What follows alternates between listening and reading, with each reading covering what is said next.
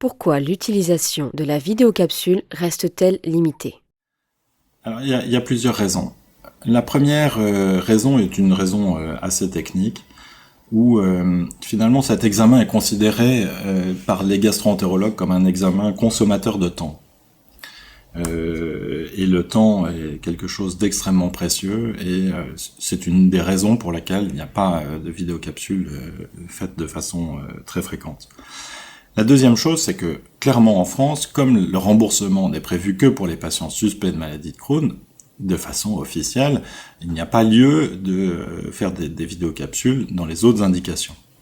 Si on considère les recommandations européennes sont de faire une vidéocapsule de l'intestin grêle chez des patients atteints de maladie de Crohn, mais pour rechercher des symptômes atypiques et qui n'ont pas été expliqués par les examens endoscopiques ou les examens radiologiques. Donc la capsule vient encore en deuxième, voire en troisième ligne des explorations digestives, ce qui explique la limitation de son utilisation.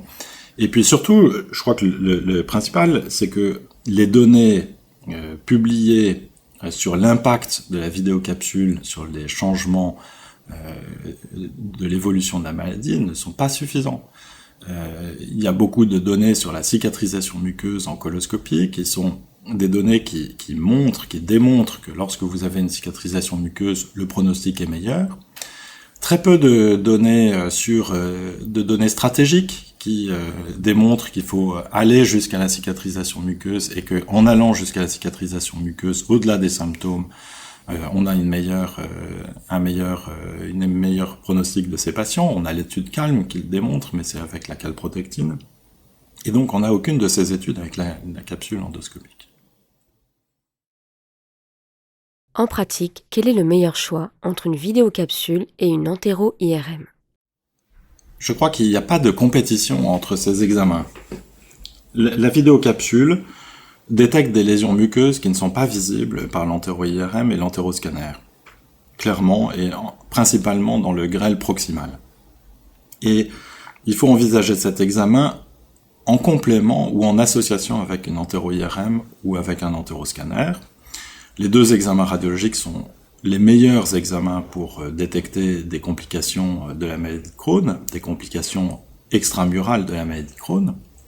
Donc, il n'y a pas de compétition avec la vidéocapsule endoscopique du grêle, mais chez les patients qui ont une atteinte limitée, iléale, terminale, visible en entéro-IRM, il est légitime de se poser la question de savoir s'il existe des lésions proximales non visibles en IRM, et la place de la capsule, évidemment, est intéressante dans ces situations. Il y a d'autres situations de patients qui sont très à risque de grêle court après des événements chirurgicaux, après des résections multiples. Ces patients nécessitent d'avoir une cicatrisation muqueuse pour éviter les futures complications et le risque de nouvelles chirurgies. Et dans cette situation, je crois que l'utilisation de la vidéocapsule endoscopique est un atout parce qu'elle permet de détecter des lésions de petite taille et non visibles sur les examens radiologiques. Donc il n'y a pas de compétition entre capsule et IRM, je crois que ce sont de très bons examens l'un et l'autre pour surveiller et explorer les patients et qui doivent être utilisés en association.